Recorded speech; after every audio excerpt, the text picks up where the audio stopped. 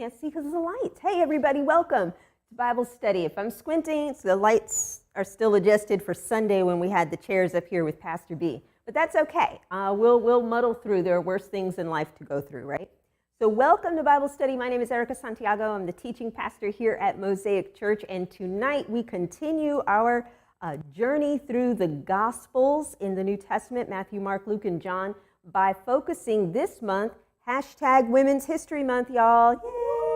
Amen. We are going to focus tonight specifically on the women who followed Jesus. The women who followed Jesus. Now, if you guys have been trekking with us for a while at Mosaic, probably about 4 or 5 years ago, we did a Bible study where we talked about, we called it Missing Pieces, and we walked through the women who followed Jesus, the women who were healed by Jesus, the women who followed the resurrected Jesus, the women who followed Jesus, the women who followed Jesus after Pentecost. Like we narrowed all of it down. But since we have been focused for the last few months on the Gospels specifically, we're going to limit our discussion for the month of March just to the women who follow Jesus in the Gospels. But that's still going to include the women who follow Jesus, the resurrected Jesus, followed Jesus after his resurrection, because that's important too. It was a woman who discovered the empty tomb. So we'll talk about all of that. And so just to give you guys kind of paint a broad brush of where we're going this month, we're going to tonight go through kind of a survey of the women in the Gospels. And the reason we're going to do that, just a broad survey, is because I bet dollars to donuts, if I were a betting person, that many of you are probably not familiar with a lot of Jesus's disciples who happen to be female, or the context in which their stories are shared in the gospel accounts in a way that doesn't make them less than, it makes them equal to. So it's a very interesting way of thinking about things or rediscovering what is in the Gospels. And I hope that as you've been trekking with us, at least since January, that you have been reading or rereading the Gospels of Matthew, Mark, Luke, and John. So as we go through things tonight, hopefully that will be familiar to you in your reading. If not, then your homework is to find all the women, just kind of skim through, who are mentioned in the Gospels. So that's tonight. Next week, we're going to drill down a bit and talk about discipleship and theology around the women in the Gospels. How did they model discipleship? How did they model theology, or what kind of theology, what's our theological takeaway from their interactions with Jesus? So we'll start talking about that, and we'll drill down, and that will bring us into further into the stories of the women in the Gospels. And not stories in the sense that they're, make-believe or that it's something that's not true. We believe all of what is in the Gospels. But the popular stories that we've been told, that we've read even ourselves, but the full context. For example, a lot of us have learned about the woman in adultery. But nobody ever really asks, well, how do we know she was caught in adultery if y'all didn't catch the guy too? Minor detail. The woman at the well, understanding that she was an apostle to her town, to the people around her. The conversation that Jesus had with her was this huge theological conversation. The woman where we get the C.C. Winans song, Alabaster Box, we get her story.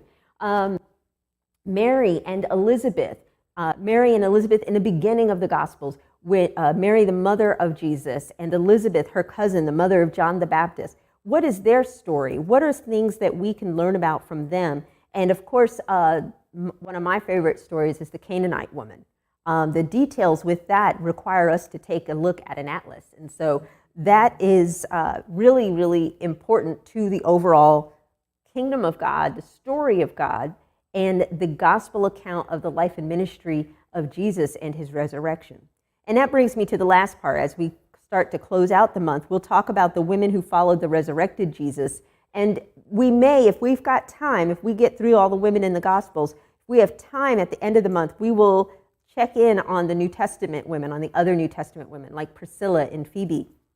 and early church leaders, the story of Tabitha and Chloe, and understand who Junia was. And then, and last but not least, if we really, really have time, we'll talk about those verses that have been used to subjugate women. Because part of the challenge, I think, in the church today is that there are people who have belonged to different theological camps. And a lot of us don't understand what we see in the news or what we see in Twitter or social media when people say things like, oh, you can only ordain women elders, or we're going to kick this church out of our group because they ordained women elders. And then meanwhile, all the people who've been doing that for years, and like by years I mean centuries, are sitting there scratching their heads, looking, going, why are y'all doing that? It's very clear. So we'll talk a little bit about that too. And so I hope that you will continue to join us through the month of March, hashtag Women's History Month, as we focus this month on women's history and the women that we find in the New Testament. So let's go ahead and get started with the women who follow Jesus. I wrote one word on the whiteboard tonight, and that is discipleship. And then I dropped my marker, which probably was really loud online. So I'm sorry about that, because the mic and the echo and wood floors, all those things. There's 3 overlapping categories of discipleship when it comes to the Gospels. Maybe you've noticed this as you've been reading through Matthew, Mark, Luke, and John, that the word disciple is used over 200 times in the New Testament, and actually over 200 times in the Gospels themselves. And it's used, I think 50 times in the book of Acts. So it's a very important word. It's also an archaic word, though. The word disciple simply means to teach. When you disciple someone, you teach. If you are a disciple, different tense, you are a learner or a student. So anyone who is a disciple of Jesus is a learner of him. And if you'll notice, what do they call Jesus in the Gospels? Teacher. Or they call him rabbi, which also means teacher. So we call Jesus teacher because we are learning from him. And if you've been trekking with us for a while here at Mosaic Church, you know that the Great Commission, which is at the end of Matthew's Gospel, that gives the marching orders to the disciples from Jesus. Jesus says, go and make disciples, teaching them to obey all that I have commanded you. What did Jesus teach us to do? He taught us to love God and love people and to love one another. Now, I'm reiterating this because it's important to understanding what it was that people were doing as they followed Jesus. And when we're talking about the women who followed Jesus, we're not talking about groupies or people that were showing up for a big rock concert and they were just there. These were people who were serving and doing ministry alongside of the male disciples with Jesus. And as we read through the text, as we read through the Gospels, it becomes evident that this is what they are learning to do, that they're building up their faith and getting to know one another. So there's 3 overlapping categories, though, of disciple.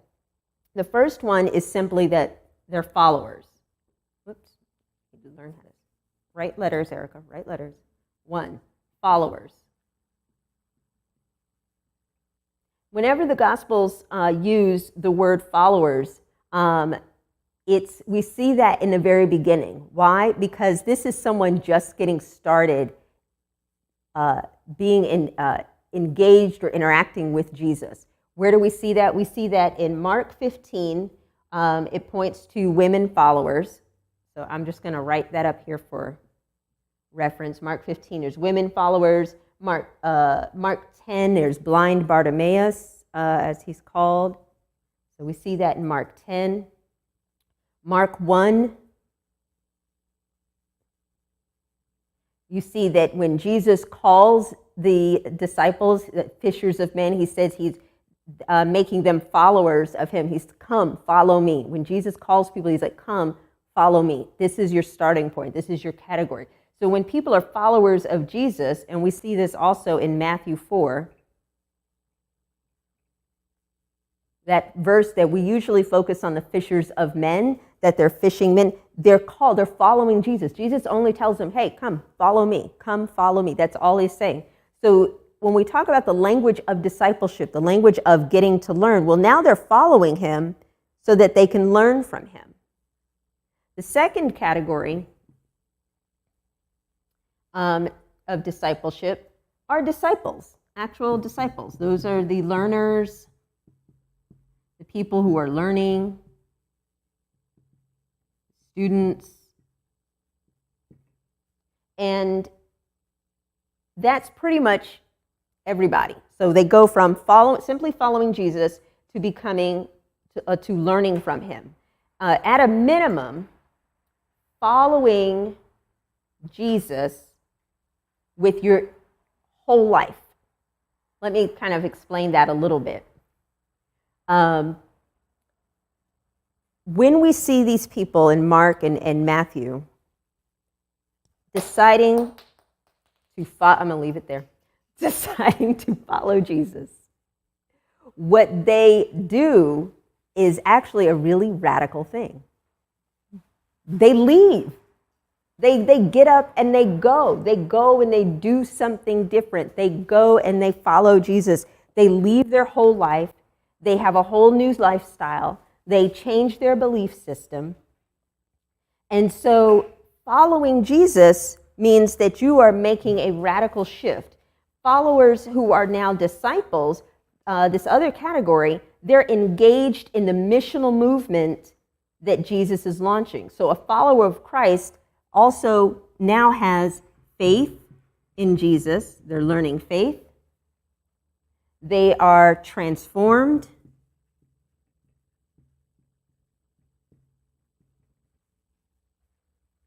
And they're on mission. We actually have a church down the street here in Mableton. That's their actually, they're not right down the street, but there's actually a church. They named their church that On Mission Church, which I thought was really cool, especially after I started seeing it pop up in discipleship books that I was reading. You're on mission with Jesus. These are the marks of discipleship. I'm a follower of Jesus. I have faith in Jesus. I'm transformed by Jesus, and I'm on mission with Jesus. So these three overlapping categories, this language of discipleship, is important to understand because it involves not just the 12 that we hear about, that we all memorized when we were children in church, but it is actually a bigger circle of people in the Gospels that's being referenced. So every time you see follower, it's not necessarily one of the 12, but it includes the 12 men. Every time you see disciple, it's not necessarily just the 12 disciples, but it includes them, and followers and disciples include both men and women. So number 2 is disciples. Number 3, the number 3 category is, I know, you were waiting for this, you guessed it, it is the 12. So the 12 who are named that we hear about, and that's why it's important that we learn the names of the women who are named as well. Sometimes we write in Christian literature, we use the word the 12 synonymously with disciples, but a careful reading of the Gospel shows that it's simply the list of men in Mark and Matthew's Gospels. They're listed in Luke's Gospel too, but guess what? We don't get all 12 of them listed in John until the end, until we get to the Last Supper. I literally learned that today.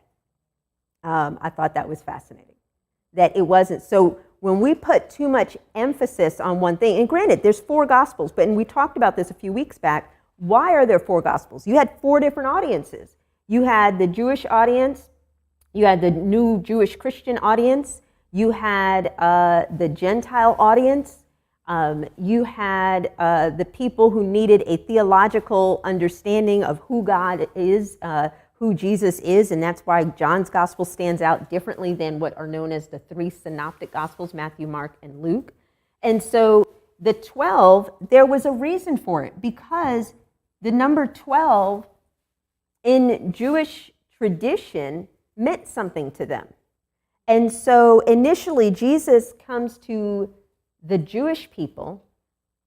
We get to the Gentiles later. But in order for someone to be able to communicate effectively with the leadership, the religious leadership in the Jewish community, They needed to be men because of the cultural reasons. In that time, women were not considered legal witnesses. And so that becomes problematic later when it's a woman that discovers the empty tomb. But because the guys got to run back and look too, because they're like, okay, we got to go see it too, because this isn't going to hold up. But that's yeah, it is a shame. But that's part of understanding the culture that we're working with. When we study God's word, when we study the Bible, we've got to remember that the timeline we're on here, the culture, we're way over here in 2023, and they're way over here in 33 AD. And by the time the Gospels are written, by the time the Gospel of John is written, it was 90 AD. Okay? So we are very, very far removed from that culture. And just for kicks, I'll show you where the King James Bible shows up in here. 16. I think it's around 1620, I think. So the King James, 400 years ago in English, all this was written in Greek. Why is that important? Because when we are reading the words here, a lot of times these Greek words get translated to English different ways depending upon the context of who we're talking about. And so we'll miss a word that might mean ministry or minister or deacon or and might also mean servant, and it's all the same Greek word, and then we'll put it in there and say all the different versions based on what it is that we happen to be talking about at that time. Doesn't mean the translation is suspect or bad, but we have to be aware of the fact that this is not the original language that the Bible was written in, that these letters, these people were written in. It's also important to understand culturally, I'm running out of space here. I'm going to stick with my timeline. I'm going to make an erasure though, so if you haven't been taking notes, I'm sorry. You can hit rewind on this later. The Old Testament to the time the New Testament is written, or actually to Jesus, so we'll say Jesus right here. Use that line. 400 years. What happens in that time? Alexander the Great and Greco-Roman culture.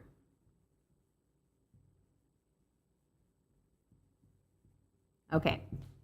Now, this is a lot of preamble to our discussion about women. And the reason is because we've got to recognize culturally where we're at right now.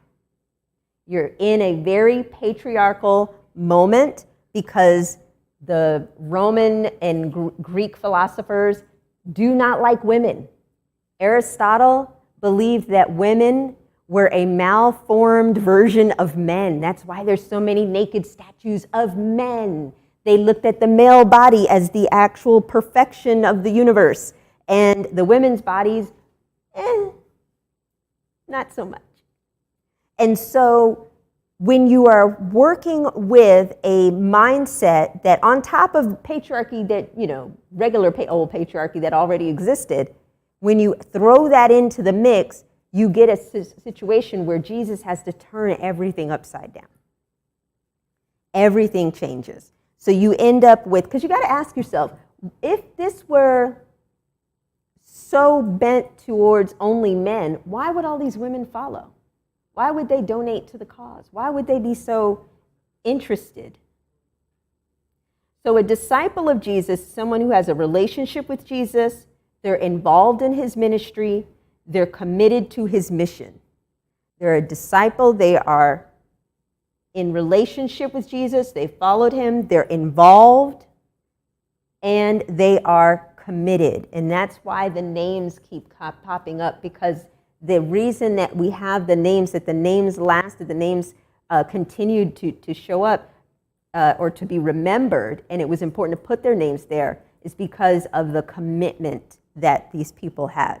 Now, I'm about to erase. I'm going to leave this up for a minute, and then I'm going to erase it because I got another chart I got to draw. Because now we're actually going to talk about the accounts. Matthew and Mark, we're going to lump those two together. As we learned a few weeks ago, Mark's gospel was likely, scholars believe, was written first. And as a result, a lot of what is in Matthew and in Luke kind of repeats what's in Mark or expounds upon it based on the other sources that they had available to them to write the gospel account of Jesus' ministry. The interesting thing in Matthew's gospel is the unexpected presence of women. We learned a few weeks ago that in Jesus' genealogy in Matthew chapter 1, there are 4 women named in his genealogy. And it's interesting how much is told in the storyline of the backstory or the interview with Dr. Gates on PBS on Tuesday nights story for Jesus involves these women and their story. So it makes you wonder, well, who was Rahab? Who was Ruth? Who was Bathsheba? And why is there a parenthetical reference as the wife of Uriah? Like, what kind of shade is this writer of Matthew's gospel throwing by making the point that Bathsheba, the wife of Uriah, just so we get it straight? I don't know, maybe there was another Bathsheba in the history and we don't know, but they want to make sure it's clear.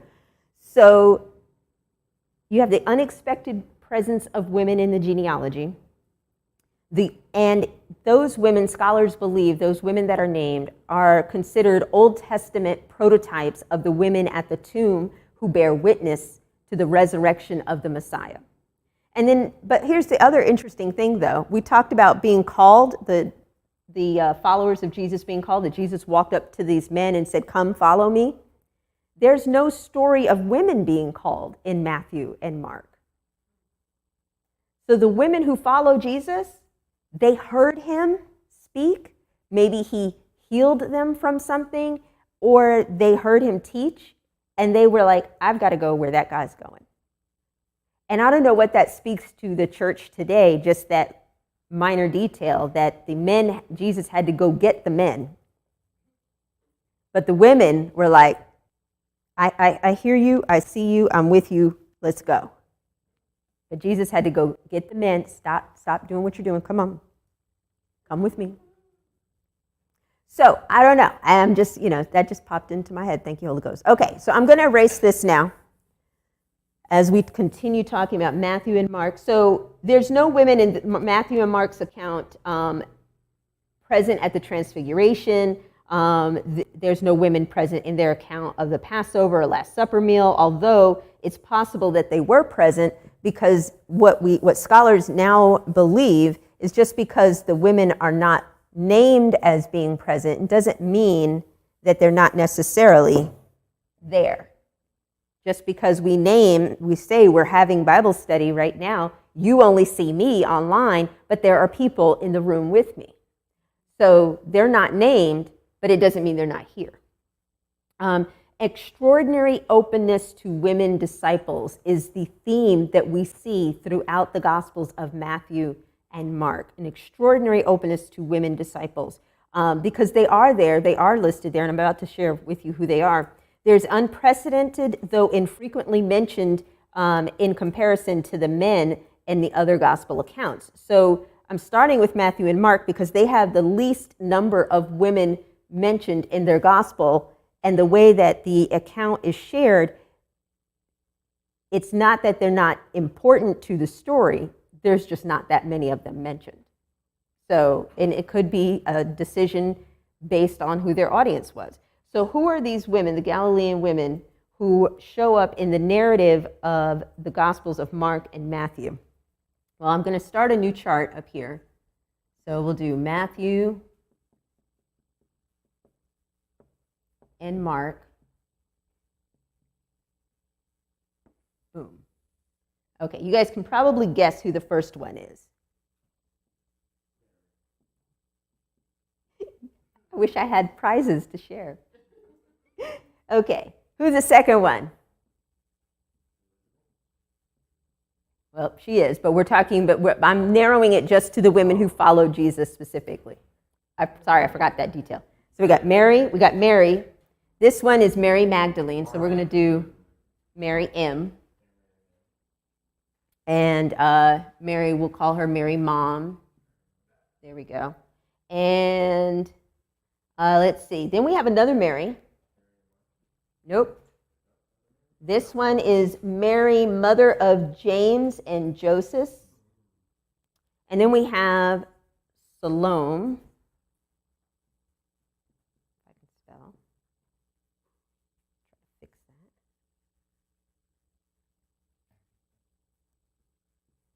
that. Salome. It's believed that she is the mother of James and John, the wife of Zebedee. And then we have other women. No, I'll just say other women. Because it's literally the way that they are listed in there. Like, and we had, Mary and Mary and Mary and Salome and these other women that were there. And so they're listed there. Now, what I'm going to do is I'm going to, by the end of this month, y'all can hold me accountable to this. By the end of this month, I will share in our Facebook Bible study group for the church a document that lists all the references specifically in the Gospels to these women. I'm not going to do that here because I'll be writing for an hour. Trust me, I thought of a lot of different ways to put this together, and I was like, it's too much.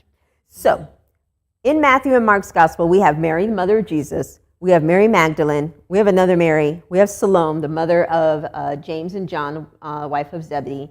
And she shows up and is listed 2 different times because one time she's named and one time she isn't. And so scholars believe that both references are actually her. And then there's the other women, a larger group. Salome, in this version of the narrative, does not come to the tomb in Matthew. So we don't see her at the empty tomb later with the other Mary. Now, let's go ahead.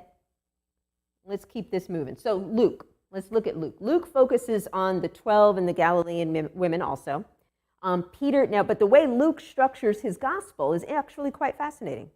The way Luke's gospel is structured, Peter seems to be leading the men, and Mary Magdalene seems to be leading the women. Now, I didn't bring it with me. I have all the books at home on Mary Magdalene and the Da Vinci Code. I was really into all of that back in the 90s, because who wasn't? But I have, at this point, in this stage in scholarship, decided that a lot of that is made up and very interesting from a storytelling standpoint, but probably very not true. But it does not negate the fact that the way Luke writes his gospel, Mary Magdalene is probably the one in charge, and Simon Peter is the one leading the men, which brings me to this point. Y'all who know me know that I give my husband grief sometimes but you know who else liked to hand out nicknames? Jesus. Jesus likes to. This is why, so now is the reason that it's written in Greek making sense to you? Like the reason that I had to tell you guys that it's, remind us all that it's written in Greek and not English first, because we think people change their names, but they don't. It's their nickname. And so Simon becomes known as Peter, but the word Peter in their language means rock. So Peter the rock, Simon Peter, was like saying Simon the rock, like he's the wrestler or something, like he's that guy. Mary Magdalene, scholars now believe through extensive research that Mary Magdalene is not from a town called Magdala, because there's no historical corroboration of early maps or documents that show that that town existed in her time period. That the town of Magdala, that it's more likely that Mary the Magdalene wasn't in reference to where she was from, but rather her being the watchtower. A tower of strength is what the word actually means. So, and when you consider everybody's name is Mary, we have to distinguish who's who. Mary the watchtower. And this is the Mary that makes it to the tomb of Jesus, the empty tomb. She's keeping up with stuff. So it's entirely likely. She's also named in all 4 Gospels. Luke presents their stories of ministry and faith as parallel and working together. We cannot assume that no women are present just because they're not named. And the same for men. If the women are the ones that the author is writing about in that particular passage, doesn't mean the men aren't standing around or that they're not there. And so the models of discipleship, which we'll get into more next week, the models of discipleship we see in Luke's gospel, we see more of the models of discipleship. We see the women who are at the cross and at the empty tomb, and the theology that we can learn from being learners or followers of Jesus ourselves. We see that in Luke's gospel. So let's look at Luke's. I'm getting tongue-tied. Let's look at Luke's list. Luke's list, we've got, so Luke, boom.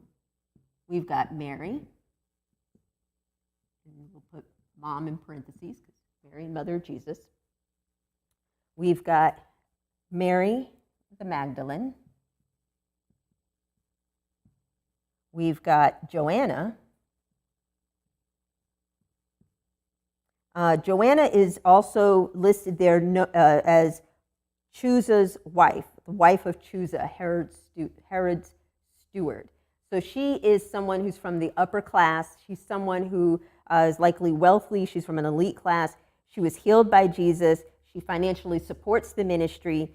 She is not mentioned in any of the other Gospels, but it's significant here that she's mentioned because what the author is saying to us here that that people from all different classes, the social structure, were following Jesus.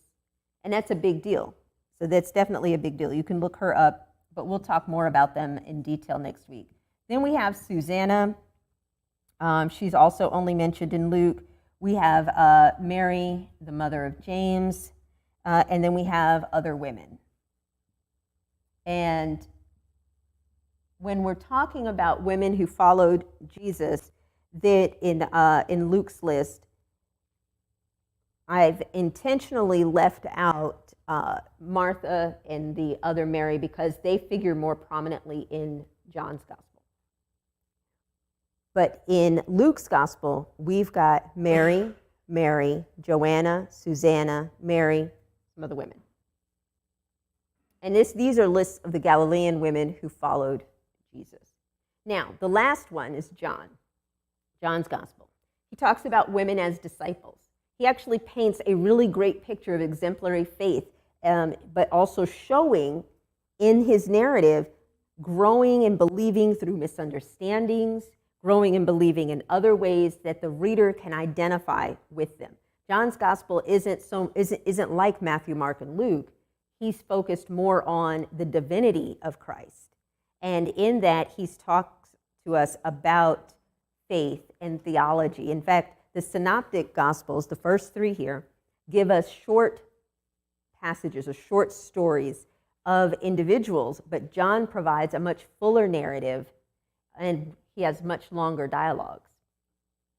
In John's narrative, we only see, a lot of times, 5 men mentioned as the small group of men around Jesus. In the others, if you may hear about the 3 men that were always around Jesus. But in John, there's 5. We don't get an account of all 12 until the Last Supper, where we can assume women were also present because of the way that John writes it. And then the turning point in a narrative, in John's narrative, there's like a middle point in the gospel, where in the beginning, we're talking about Jesus' public ministry. Second half is focused on his ministry specifically to the people who were following him, to his disciples. And so the narrative shifts focus there. And what's in the middle of that is Mary and Martha confessing their faith in Jesus. In the Synoptic Gospels, who is the one that makes that theological statement that who's the Messiah? It's Peter. But in John's Gospel, you have Mary and Martha making that statement as well. There's 4 women who remain with Jesus through the end, so it's hard to imagine that they probably were not there at the Last Supper. And then perhaps this is considered by scholars the most woman-friendly gospel with its showcase of powerful and encouraging women throughout the gospel. So let's look at John's list of the Galilean women, or the women disciples, in the fourth gospel. So we got John. Boom. Let's see. We got Mary, mother of Jesus, because she shows up in the passage about the wedding at Cana. Let's see. We also have, we got a new entry, the Samaritan woman.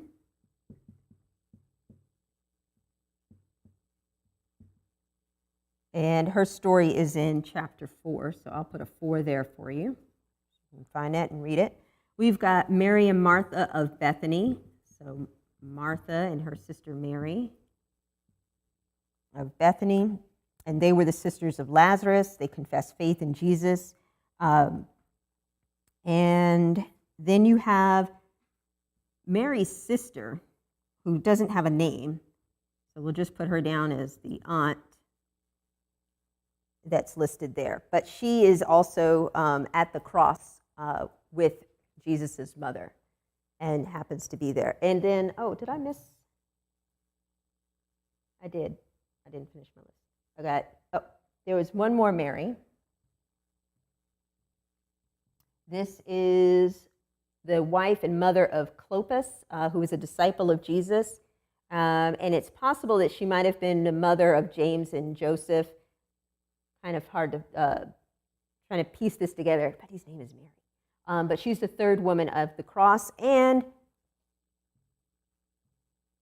our strong tower, Mary M., who shows up in all 4 Gospels. So the significance of Mary Magdalene is significant because she shows up in all the Gospels. The only other Mary that shows up in all the Gospels is Jesus' mother. But notice something on the chart here with the names. Everybody's name is Mary. Now, think about how history works. One of the stories about Mary Magdalene over time comes from, I think it's an 8th century sermon from Pope somebody or other, Leo, I think it is, that conflates Mary Magdalene with the woman who was healed of demons and was the adulterous woman. Like, he threw it all. He threw all the Marys in the same bag. And then for years, Mary Magdalene was like listed as the sinful woman who Jesus healed from demons, and she had all these issues and stuff. And it's believed that Mary is probably healed of something, but these are all different people. So when you start to conflate, which honestly, it's easy to do. Everybody's name is Mary. When you start to conflate the stories together, because we don't read the Gospels horizontally and vertically, we miss sometimes that these were definitely individual women. And so next week, we're going to talk about the models of discipleship and the theology around the stories that they're involved in, their interactions with Jesus. Like, what conversation did Jesus have with the Samaritan woman? He reveals who he is as the Messiah to her. This is the woman at the well. It's another way that you may have heard that. And that's the other thing. We hear a lot of times the stories in the Gospels about these different women, if we hear it all, like nobody ever talks about Joanna and Susanna. If you hear about it at all, they've got some kind of other alternative name or subtitle to their story that may or may not have anything to do with their story consistently, or why their name shows up there. And then sometimes we don't know why. Scholars don't know why someone's name is there or not there. Maybe the writer forgot or doesn't remember, or it's not important to what they're trying to teach about faith and discipleship and what it means to follow Jesus. But if we remember that following Jesus requires us to be in relationship with Jesus, following Jesus requires us to be involved in his ministry. Well, every single one of these women was involved in his ministry, which is why I didn't list Elizabeth, Jesus' aunt, because she was John the Baptist's mother and was not involved in Jesus' ministry, at least according to the Gospels. We don't have a record of that. But of all the women that we do have a record of being involved and also their commitment to the mission.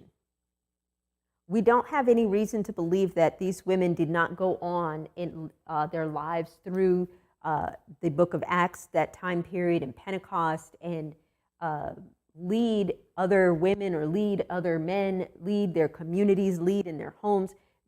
All of these things in following Jesus and being on board with the mission of Jesus, letting people know that he died for our sins and that he was resurrected. And they literally, I mean, these are people who literally saw him before and after and likely had conversations with him.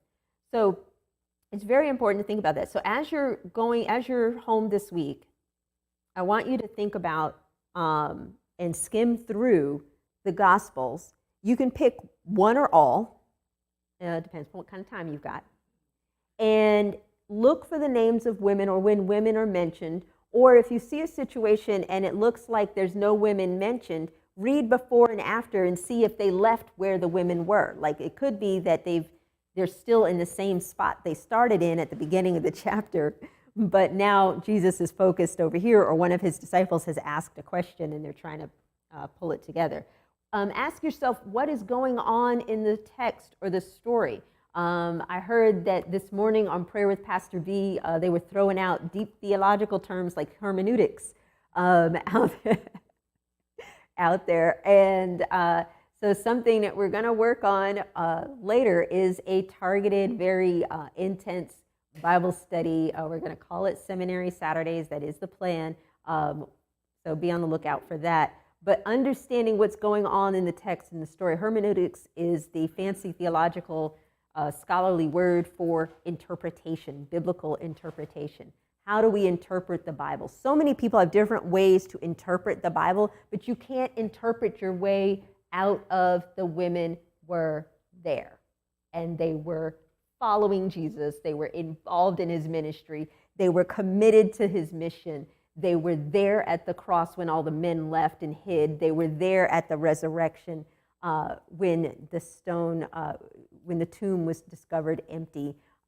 So it is, and they were there in the upper room at Pentecost. They were all there. So what else is going on in the story about the women? Who else is there? And how are they demonstrating their faith or discipleship? So, and that, for you, that question, how are they demonstrating their faith or discipleship as you read through here, I want you to think about that this week, because that's exactly what we're going to talk about next week. So join us back here again, same bat channel, same bat station, 7 o'clock next Wednesday here in the sanctuary or online. I'm so glad that you decided to join us today for Bible study, because we are going to keep talking about discipleship, and we're going to use women as our models next week because it's Women's History Month. So God bless. Have a great rest of your